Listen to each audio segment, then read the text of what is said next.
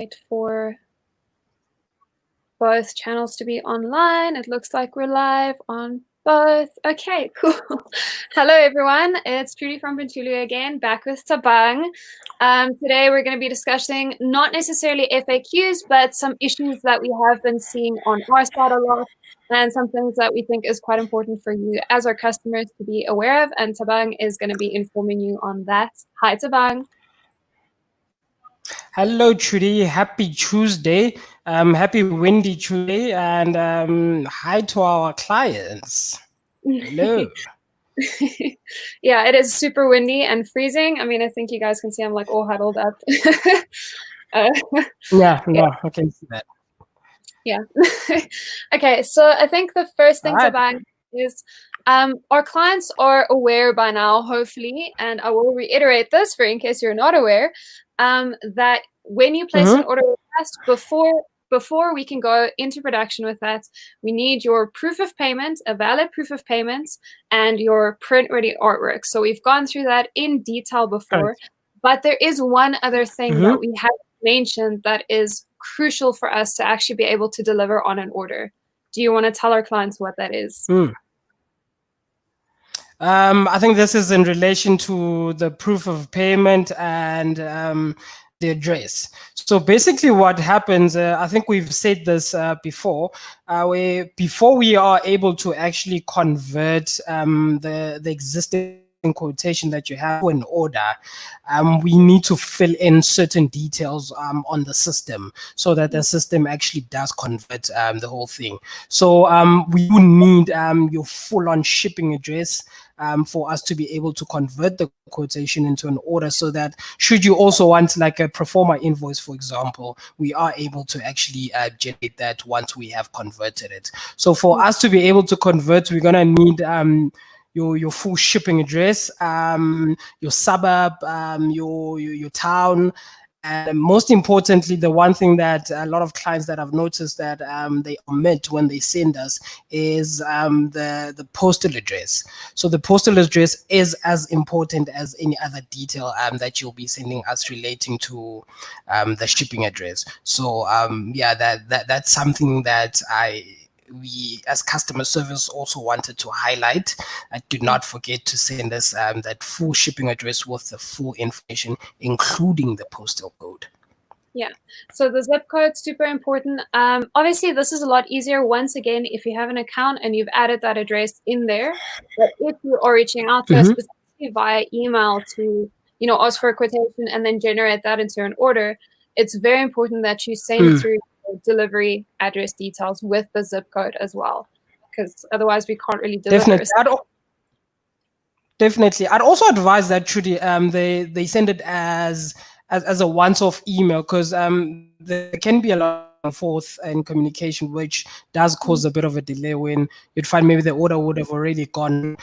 So rather when you've accepted the quotation, your next response should literally be that attachment of the proof of payment, and then the full shipping address and the artwork that you want us to use for the order, so that we do everything at once. And our response will be a confirmation that we have converted all of this, and a follow-up email to that will be a confirmation email of an estimate delivery date.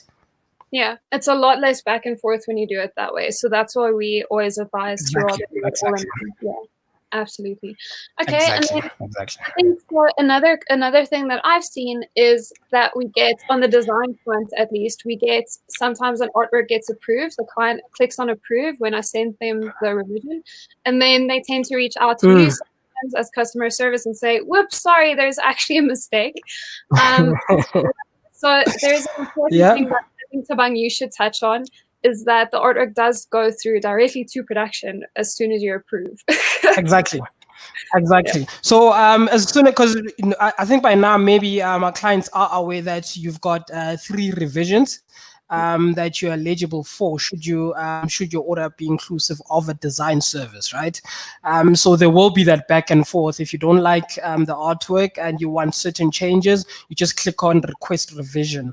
But should you click on the confirm or accept link, that order is not going to come through to customer service anymore. It's not going to go through to the design department anymore. It's literally going through to the production, and we have very limited influence on actually retracting that action back. So once it's on the other side, it's as good as gone. So that advice to if they are ready to confirm or approve the artwork, make sure that you click the correct link there. Or otherwise, if you are still looking for a revision, make sure that you click that revision option, because now you've approved the artwork, but you haven't really approved it, and it's a bit of a sticky situation where we need to now to retract all of that back if maybe the order has already been printed.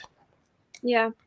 So the thing is, right, with this is a lot of times it's a typo or something that you spot. So before you click on that approve button, it is super important for you to check every detail. Do not click approve before you're super happy.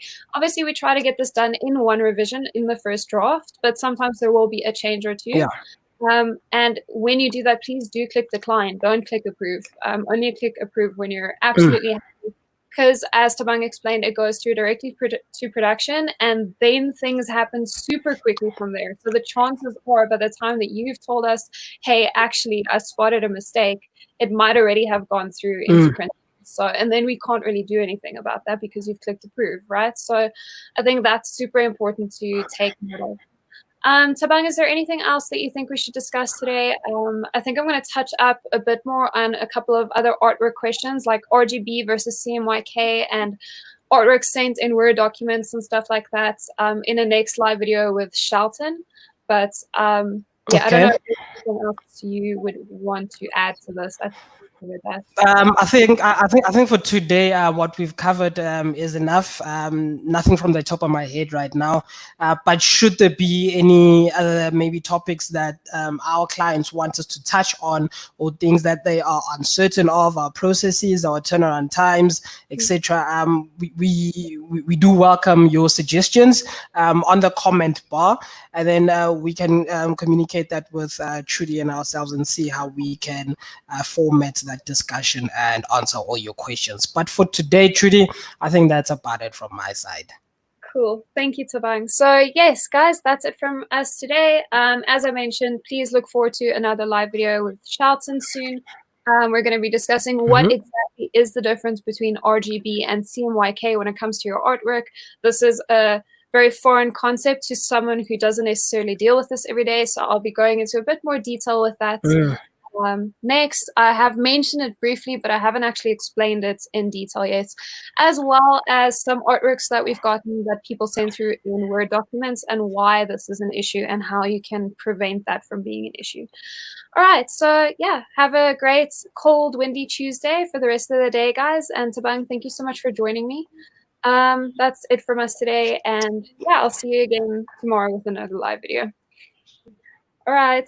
It's been awesome. Thank you, Trudy. Cheers. Bye. Bye.